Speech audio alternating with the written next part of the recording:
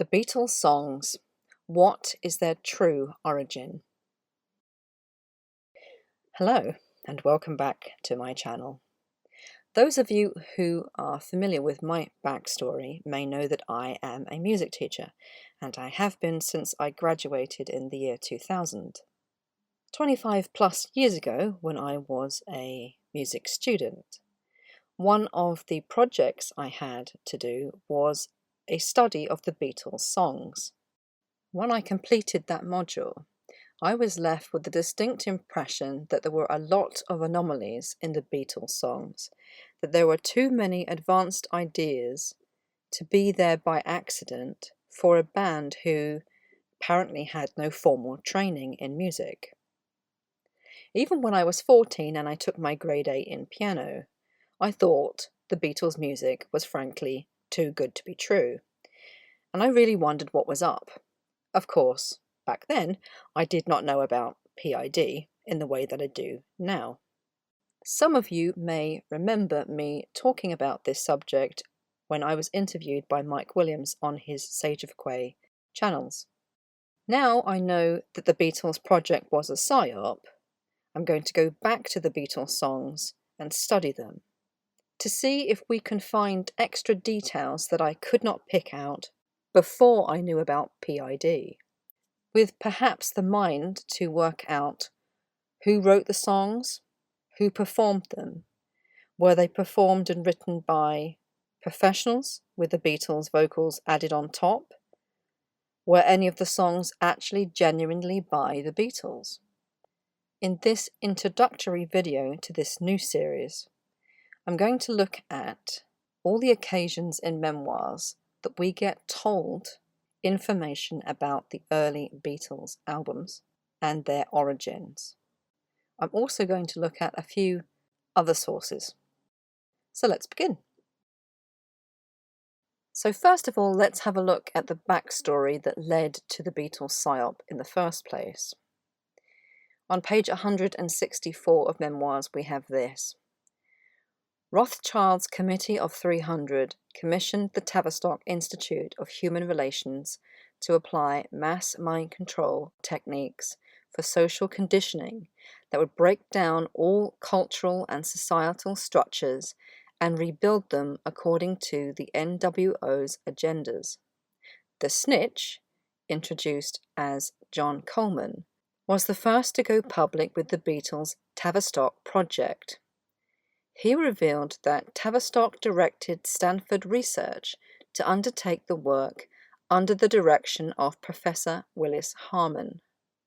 This work, later known as the Aquarian Conspiracy, became the basis for creating what the world came to know as the Beatles, and then for creating many other manufactured bands that sprang from England and California. The Beatles were a construct of the Tavistock Institute, conveniently located at 30 Tabernacle Street, Shoreditch, London, 5 miles from Abbey Road Studios at 3 Abbey Road, St John's Wood, London. Working with EMI and various media powerhouses, Tavistock made the Beatles one of their cultural industry's highest priorities. Tavistock, funded and directed at first by the royal family and then by the Rothschilds directly, was paid to fulfill the worldwide agenda. They cannot be stopped by any governmental jurisdiction without Rothschild's consent. The Snitch, Dr. John Coleman, is mentioned in that last footnote, and they are of course referring to his mentioning of the Beatles in his book, Conspirators' Hierarchy, The Story of the Committee of 300, and on pages 96 and 97 we have this. The Beatles and their music would have died on the vine. Instead, our national life and the character of the United States was changed forever. Now that we know, it's all too clear how successful the Beatles' campaign to proliferate the use of drugs became. The fact that the Beatles had their music and lyrics written for them by Theo Adorno was concealed from public view. The prime function of the Beatles was to be discovered by teenagers, who were then subjected to a non-stop barrage of Beatle music, until they became convinced that they liked the sound and adopted it, along with all that accompanied it. The Liverpool group performed up to expectations, with a little help from their friends, i.e. illegal substances we call drugs, created a whole new class of young Americans in the precise mould ordained by the Tavistock Institute. And of course, the bit that I've underlined in red is the bit that is oft quoted. The fact that the Beatles had their music and lyrics written for them by Theo Adorno was concealed from the public view. Now, I suppose there's two ways you can interpret this. You can say that Adorno wrote the music himself, or you can say, as I believe, that he directed the writing of their music. Not to say that I don't think he had a try of writing the Beatles' music, I just don't think he got very far, and then outsourced the job to pop song writing professionals. So now we have this footnote from page 205. Teddy Adorno applied his musical genius to his ambition to raise consciousness. He supported the Stanford Research Center's plan to change society through rock music. Their plan, enlarged upon by others, was to cast a net wide enough for the entire rising generation, and as many others that would come. They would start with silly love songs, since that was popular at the time, and because they would hook the simplest of listeners. Once hooked, the ever-increasing fan base would be guided through a maturation process, turning their music against outmoded thinking in favor of a revolution of awakened consciousness. Along with oppressive institutions, individual personalities would be dissolved and rebuilt, transformed. Teddy claimed to despise his shallow music, except as a means to the greater transformative end. William, that is Billy Shears, like Teddy, understood that the early Beatles music was trite in order to capture the youngest generation, but that it was evolving much deeper. Teddy Boy, which is a song by Billy, objected to William's comedic work, which did not teach the people to be good. However, Bill and Ted ventured to create excellent philosophically mature music that would trigger introspection. William took the band to create meaningful and provocative music that would change how people think. He did not join to write silly love songs, which of course was his grievance when he first arrived in the Beatles. I think one of the key sentences in this footnote is Teddy claimed to despise his shallow music. In what sense was it his? Was it his because he actually wrote it, or was it his because he directed it?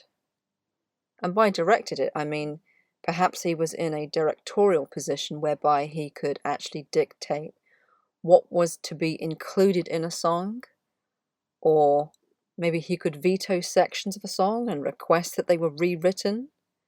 Do they become his then if he is the director or the, in some sense, producer of the act? I don't know. I'll let you have a think about that one. So next, in Memoirs, we have this on page 23. Although Anton LaVey praised Walt Disney, Theodore Teddy W. Adorno, 11th September 1903 to 6th of August 1969, described Walt Disney as the most dangerous man in America. Adorno was concerned about Disney's power to control the minds of children, impacting them for the rest of their lives.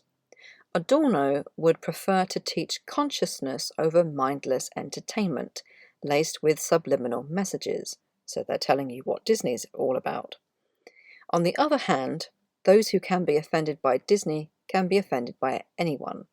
Why be offended by anything? Offense is overrated. Just be aware. Well, that's easy for you to say. This is the first of 2 occasions where we are reminded about Adorno's birthday, and I want you to remember that because we're going to come back to it. I think the interesting part here is that Adorno would prefer to teach consciousness over mindless entertainment, and perhaps that's what he really thought he was putting into music.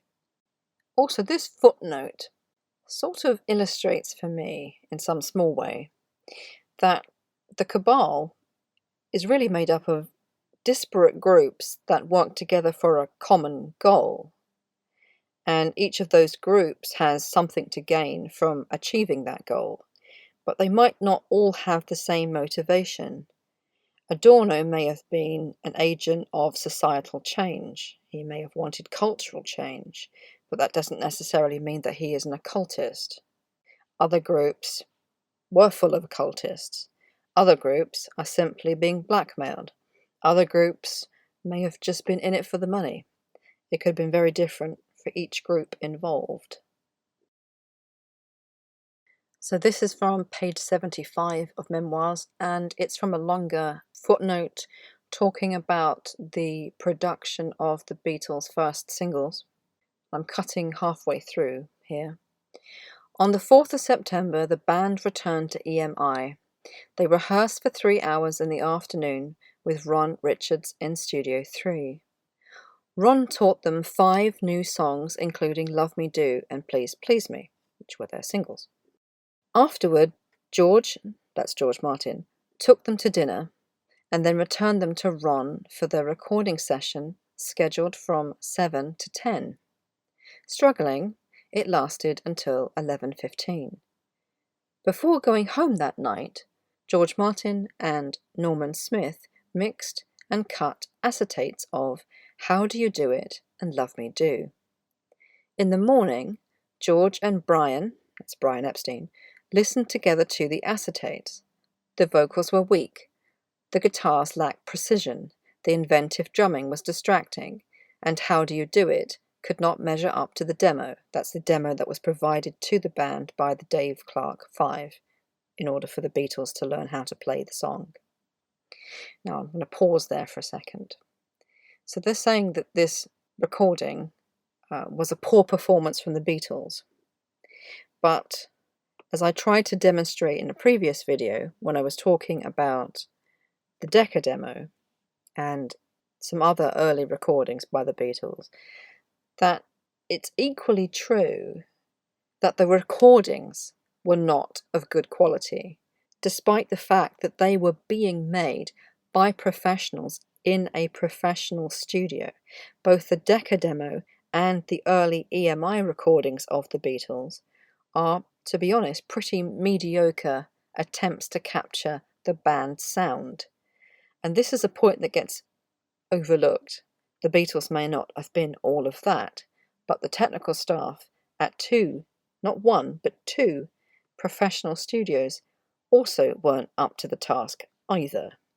Because even if the Beatles had played in a mediocre way, at a professional recording studio with professional technical staff, what we should have heard on the 4th of September recording is a great recording of a perhaps mediocre band. But we don't. We hear a mediocre recording of a mediocre band, and when we hear the re-recording of Love Me Do on the 11th of September, both the quality of the performance and the quality of the recording is so much better.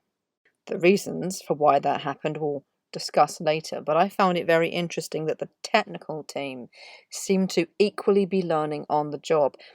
John Lennon later on said that the Beatles and George Martin did a lot of learning together because the Beatles knew nothing about working in a studio and George Martin knew nothing about rock and roll. And I think that was the kind of learning that John Lennon was referring to. I think before the Beatles came along, that George Martin and his surrounding technical team were more used to recording spoken word and classical music, and that is why those original attempts to capture the band's sound at EMI were so ropey. to begin with. Let's carry on with the footnote. George Martin, was ordered to work with the band directly, to proceed as if Ron's recordings never existed, and to record their first hit single on 11th of September. Besides that date already having historical military significance, it was also Teddy Adorno's birthday.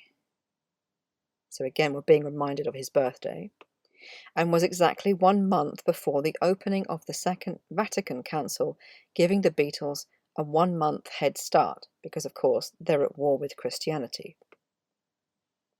So, that's twice that we've had Adorno's birthday pointed out to us, and I think it is significant, because I do have a pet theory, if you could call it a theory.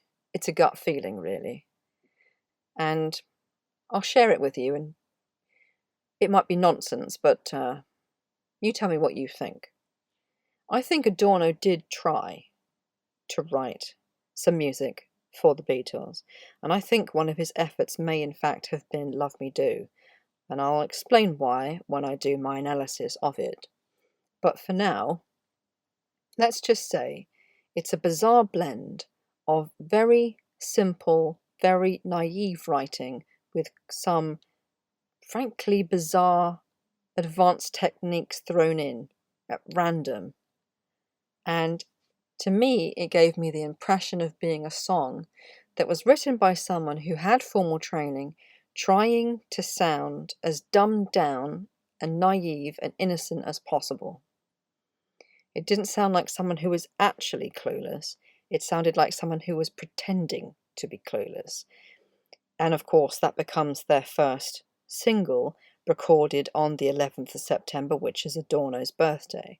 So I wonder if Love Me Do was actually written by Adorno, even if he didn't write much else. Like I say, just a pet theory. Also, if you're wondering why I don't think Adorno did write much for the Beatles, if indeed anything at all, it's because he had originally wanted to be a professional composer as his career. And yet when we look through his own music in genres that he well respected, we can only find about 11 pieces spanning 40 years. And most of the pieces he did write in a classical style were written before the Beatles even formed. So frankly, it looks like he ran out of steam and maybe ran out of ideas. And when we look at his work, it's either German expressionist or surrealist in style. All of his pieces are derivative in nature. Sometimes they are Second Viennese School, the likes of Webern, Berg, or Schoenberg. Some of them are more mainstream composers, Mussorgsky, Stravinsky, even a little bit of Bartók. But none of his works are as good as any of those composers. It's not even close. And so I can't help but think that if he couldn't pull himself together to write prolifically in genres that he loved and respected, why would he spend so much time writing in genres that he had actually no time for, even if he did think it was for some greater common goal? I don't know. Maybe I'm wrong, but that's how I feel about it. So next we have from page 135 of Memoirs. Jimi Hendrix, trained in Laurel Canyon, which broke my heart considerably more than the truth about the Beatles, said, "If there's something to be changed in this world, then it can only happen through music. Repetitious sounds and messages are key to mind control. Frequencies impact our energy fields.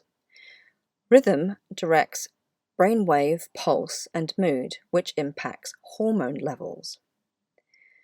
Lyrics with catchy tunes carry precise messages to the conscious and subconscious as we consciously and subconsciously sing along. Enthusiastically receiving repetitious mental programming from an adored superstar multiplies the impact. Nothing directs human consciousness as effectively as music, especially when combined with plant medicine or drugs. Many people are brainwashed by giving them hallucinogens combined with repetitious audio messages. Be especially selective of your mind programming whilst under the influence of a plant medicine or mind-altering drug. Where hallucinogens are legal and your doctor approves, you may combine them with audio recordings of affirmations or hypnotic suggestions that are aligned with your intention. Affirmations are especially effective in your own voice, spoken softly and slowly, and are even more powerful when also combined with Baroque music. So this is the method that we're being told here.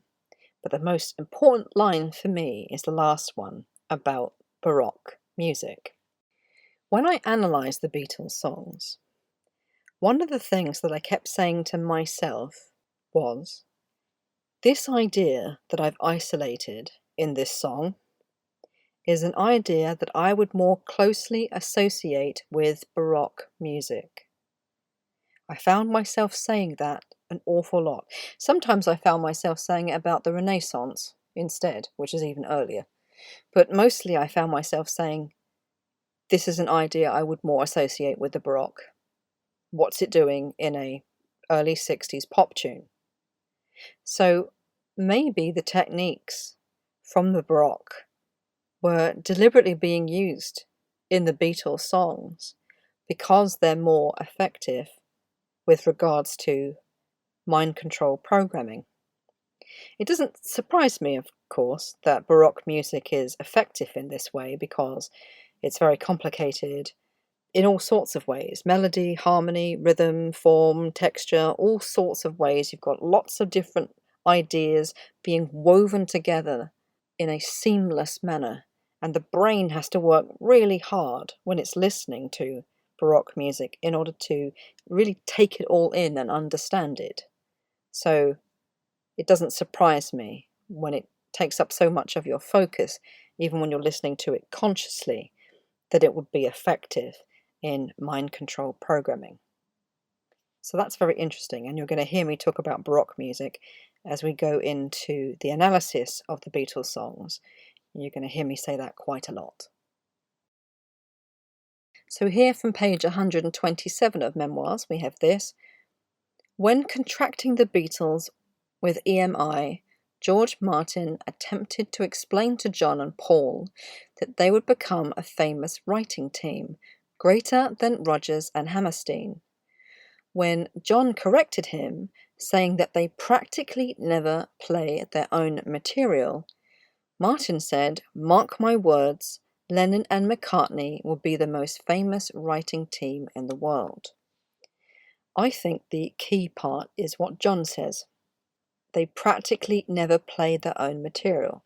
Of course, in one sense that implies they didn't write much of at least their early material. But it also means that they didn't write nothing. They practically never play their own material. It means that there were occasions when they did, but it didn't happen very often. It's easy when we get down the PID rabbit hole to assume that nothing is true whatsoever, that the Beatles were a total bunch of hacks with no skill whatsoever, and they never wrote anything, they never played anything, and everything was just a farce, just fake. But I think the truth has a habit of being somewhere in between two extremes. I think the Beatles, even early on, did attempt to write material. They just didn't write much, and the quality of that material wasn't what the controllers were looking for. And we're going to come back to this point in a minute. So here we have, on page 167 of Memoirs, Beatles music would evolve from the most naive that their writers could imagine to the most liberated. Their first hit in America, being their second in the UK, credited to Lennon-McCartney, though far beyond their writing skills, was launching the engineered social transformation. That hit sold over 15 million copies worldwide. Part of the genius of the song, and the song of course they're talking about is I Wanna Hold Your Hand, was its sophisticated musical composition, coupled with simple, childlike lyrics. As intended, that first impression in the States created the illusion of sexual inexperience. The group's pretended virginal naivety sharply contrasted with the reality of each player. And so for me in this footnote, the most important thing from my point of view of analysing the Beatles songs is the beginning of that second paragraph. Part of the genius of the song was its sophisticated musical composition coupled with simple childlike lyrics. And in fact, so many of the early songs are exactly like that. It wasn't just I Wanna Hold Your Hand. And again, this is an idea that we're going to look at in my next few videos analysing the Beatles music. Okay, let's continue. On page 58 of Memoirs, we have this. Later, when enlisted by EMI, the Beatles were initially marketed to a conservative demographic in opposition to the Rolling Stones, who were slated to be the bad boys of rock and roll. The public personas created for John, Paul, George and Ringo were to start as naive and innocent Liverpool lads. Evolving while the world watches and sings along, the fellas would gradually mature into broad-thinking men of the world. All would see them outgrow childish inhibitions, embrace enlightenment and expand their wealth and world power. As intended by the social engineering experiment, those who followed them would likewise mature in those ways. And so this is more of the story of the Beatles being a Pied Piper, leading a generation of mostly younger people into a different kind of thinking, into cultural change. And when we think about the Beatles' music, from the first single to their last album is about 8 years. And there's so much change, an absolute staggering amount of change that could have only really happened if it was engineered, because no band normally changes as much as the Beatles did, in both the nature of the music and the messages that it bore. So this footnote really isn't very surprising. So now we're going to switch it up a little bit, and here's a pretty famous, I think, article from the Merseybeat magazine. This is the edition from the 23rd of August 1962 on page 8. And the actual story it comes from is their exclusive when the Beatles changed drummer. They dropped Pete and they took on Ringo. And it says, on Tuesday, September the 4th, the Beatles will fly to London to make recordings at EMI Studios. They will be recording numbers that have been specially written for the group, which they have received from their recording manager, George Martin, at Parlophone. And I suppose the most important thing is that, in contrast to Memoirs, which lots of people don't trust, this was written by Bill Harry, who was a close personal friend of the Beatles, most especially John Lennon. They knew each other and were friends from art school. And so essentially, Bill Harry has, said the quiet bit out loud here. They will be recording numbers that have been specially written for the group, that they will receive from their recording manager, George Martin. So he completely gave the game away with this small piece of writing. So even if you don't trust Memoirs, you must surely trust this. And it's interesting that this article is spoken about by Mark Lewison, who is a Beatles historian, and he only ever quotes the top half. He never includes the bit where it says that they had their music written for them. So he's basically told a lie by omission, but then I wouldn't really expect anything else. So back to Memoirs, page 212. we have this: to elevate the Beatles, George Martin was ordered to not only contract the Beatles and to produce their work, but to use his own musical skills, as if played by them, to present the Beatles' music as perfectly as possible. All other bands would be as they are. The Beatles would be perfect. And, of course, most of the early piano playing and such like is provided by George Martin on the Beatles songs. Even in the official credits, he is included. And, of course, from time to time, we have songs that were either arranged by him or written by him. I think most of Michelle was written by George Martin. In fact, there is another, I think, a whisper message that says exactly that, but we'll get to that when we get to that song.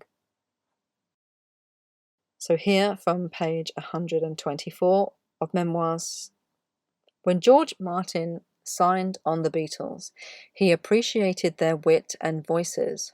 However, their limited skills and ignorance of music theory created extra work for him. Because the band did not read music and did not speak the language of music, communication was laboured. William, that's Billy Shears, the band's new de facto producer, on the other hand, joined as George Martin's equal. They traded off roles. When either played an instrument or conducted the musicians, the other was usually in the control booth. False perceptions aside, the Lennon-McCartney team never held a candle to Martin Shepherd. William, whose skills surpassed them all in their own instruments, often had his band members redo their work after showing them how. And of course, he also redid it himself. I think he did that quite a lot, and particularly on Sgt. Pepper. Well, that's another additional reason why it's his baby. Page 40 of Memoirs. We treat each Paul song as if he authored its sentiments. That's partly true. Although highly focused on the work at hand, George Martin also showed genuine interest in John and Paul's experience. Occasionally, John or Paul shared concerns or feelings that could be worked into songs for them. Working for Tavistock, the lead songwriter sometimes understood their situation more clearly than they understood it themselves. Accordingly, he wrote what John or Paul would feel if they comprehended their situation. We can work it out, partly originated from Paul's own concerns, but included layers of meaning that were beyond him. And the whisper message underneath says, the surviving Beatles understood their songs after Paul crossed over to William. And I wonder if the lead songwriter is Patrick Mackenzie, who we're going to hear about in the next footnote. Or was it someone that we've never even heard of? I don't know.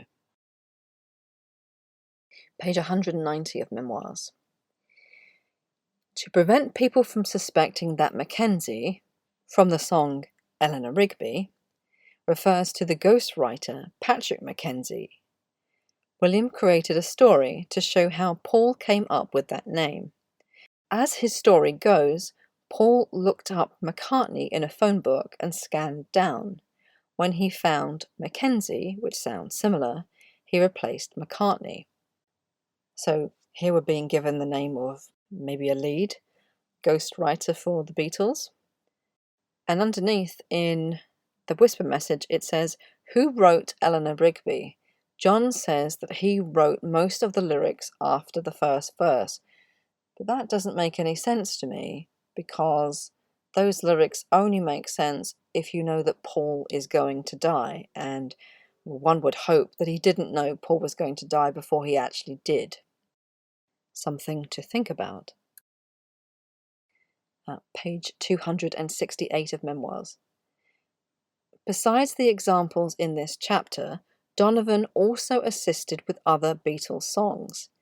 He shared ideas for lines, played instruments, and occasionally sang backup, especially on the White Album, for which George Martin did not provide material, direction, or session musicians that were standard with earlier albums. So, of course, if we think about that, it means that George Martin did provide material, direction, and session musicians on their earlier albums. From page 600 of Memoirs. The official romanticized narrative that John and Paul sat for hours at a time, knocking around lyrics and talking about girls, is part of the fiction that made the Lennon-McCartney writing team, and the Beatles, much bigger than real life. Once they signed with EMI, songs and instrumentation were provided for them. When William took over, the group was challenged to write many of their own songs and to play their own instruments wherever they could. It was difficult to measure up to the professionals before them. And I find this really interesting because, of course, you don't go from a position where you basically write and play nothing to you write and play everything, or at least the majority of your own work. And I can't help but think that there must have been a longer transitional period. Surely it can't be that Billy just turns up and they make Sergeant Pepper and then, hey presto, abracadabra, the Beatles suddenly are able to do these things. And I wonder if they had some input into earlier albums, maybe Revolver. I don't know, but it does seem weird, and I do think to myself that there must have been a longer transitional period, because you don't go from one state to the other in a finger snap. From page 77 of Memoirs. The general public is taught to give session musicians less respect than the big names on the radio. However, in reality, the writing and performing skills of session musicians generally surpass those of celebrities who are mostly paid to present an image and voice. The early Beatles are no exception. They played well enough for screaming fans, but they did not have the precision or expertise characterized by the expert playing on their albums, and that to me seems quite reasonable. But I think it's equally true that playing in an absolute din of girls screaming at you who are obviously not even listening is actually enormously off-putting. So the Beatles had a different set of skills. It wasn't the skill set of a session musician, but I wonder how many session musicians could go on stage and play in that kind of a racket. Just a thought. From page 393 of Memoirs, we have this. Since their early albums were performed by session musicians, skills mattered less than image.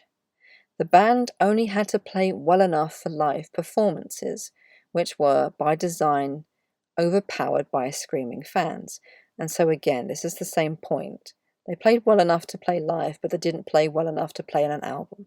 Okay, but playing live is no small feat, and playing to screaming fans that are making an almighty din and aren't even listening to you is actually extremely off-putting. I can't imagine, as a classically trained pianist, having to play to that kind of an audience. I just simply couldn't do it. I've played since 1983.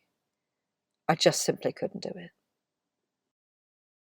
Now, this is a whisper message from page 29 of Memoirs, and it's so faint that I had to play with the filtering on it. And it says, Ringo did not drum on Beatles albums that were released in Paul McCartney's lifetime. Now, presumably that means he played on the albums after he died. I suspect he probably played on a few rather more towards the end, when Billy had stopped, going back and re-recording the drumming when Ringo wasn't looking. But this ties in with what Bernard Purdie has said, and I think also Quincy Jones has said. I think he recalled a story whereby he was recording with Ringo and he couldn't get something right, so they sent him out to lunch, pulled in a session player who nailed it in 15 minutes. And when Ringo came back, he asked to have the tape played back to him and said, "Oh, it's fine, we can just leave it." And Quincy Jones was thinking to himself, yeah, because it's not you. That's why. That's why it's so good. And then lastly, on page 107 of Memoirs, it's discussing the Decca demo. And it also says, they recorded all 12 of those cover songs and also recorded these 3 original songs by John or Paul: Hello Little Girl, Love of the Loved, and Like Dreamers Do. Of the 3, none were worth including in an album. John and Paul sang well together, but were never much of a writing team. Now, I find this curious. Previously, we were told that although they didn't write much together, they did write something. That's the implication anyway. And maybe they didn't write these, maybe they did. I'm willing to believe it's possible, partly because they don't appear to have actually written that many songs. The songs they did write were written and reworked over a period of many years, so they had plenty of time. The demos of their early songs, combined with interviews of people like Tony Sheridan, who the Beatles met and played with in Hamburg, showed that they did rework the songs, and in particular, when we listen to early versions of One After 909 compared to the version that ends up on Let It Be, the chords are completely different. They're much, much simpler. In fact, even the phrasing is slightly altered in the final version. And when I did research on Tony Sheridan for the video that I made about him and his connection with the Beatles, I got very much the impression from him in books that were written about him that the chords changed in those songs after the Beatles knew him. And in fact, after the Beatles knew other pro musicians from Hamburg, so people like Roy Young, the pianist, or Howie Casey, the saxophonist. Basically, they were around professionals who, like Tony, were prepared to actually take them under wing, which of course was the point of them being in Hamburg in the first place. It's very tempting to think that because the Beatles, and in particular John and Paul, don't seem to have actually been capable of songwriting that was worthy of the Beatlemania that followed, that means that they were therefore talentless hacks. And I just don't think that that's logical or rational. It seems like throwing the baby out with the bathwater. Just because they weren't the glorified 1 in a billion songwriting team of all time that we were led to believe, doesn't mean they had no skills at all. It just means they had fewer skills. The other thing is that these 3 songs that were not worthy of including in an album were given to other artists. Hello Little Girl by John was recorded by The Foremost and, rather fittingly, became number 9 in the UK of August 1963. Love of the Loved by both John and Paul was recorded as Cilla Black's debut single, and in fact that song was reworked and rearranged by George Martin in what I think was a frankly overblown arrangement, but that's my personal feeling. That got to 35 in the UK charts in October of 63. Like Dreamers Do, which was by Paul, was recorded by the Applejacks. That got to number 20 in June of 1964 in the UK. All of these songs charted. Well, you could say the charts are rigged, of course they charted, or, well, they were obviously reworked by other people who knew what they were doing. They were given to other pro musicians to perform, so of course it worked out. But I have some ill feelings about these numbers. because Love Me Do only got to number 17 in October of 1962 in the UK, and that, of course, was the Beatles' debut single. Why allow the Beatles to only get to 17, but the Foremost, a band that, frankly, no one's really heard of, then or since, they got to number 9? What sense does that make? So I'll leave you to think about that. And also the thought that even though these songs, Hello Little Girl, Love of the Loved, and Like Dreamers Do, even though they're pretty derivative of the kinds of songs that were in circulation at the end of the 50s, the beginning of the 60s, they are special. They were never going to set the world alight. They certainly would not have inspired Beatlemania, but they aren't terrible. They're decent songs, and all of them are more complicated, more sophisticated pieces of music than Love Me Do, which was supposedly the best they could do at the time. And that also doesn't make sense.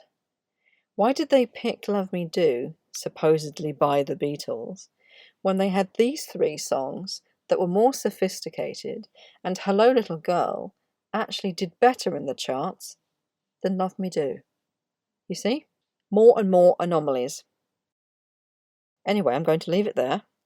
Next time, I will bring to you an analysis of all the songs on the Beatles' first album, Please Please Me, as it was released in the UK in '63. Until then, thank you very much for listening, and goodbye.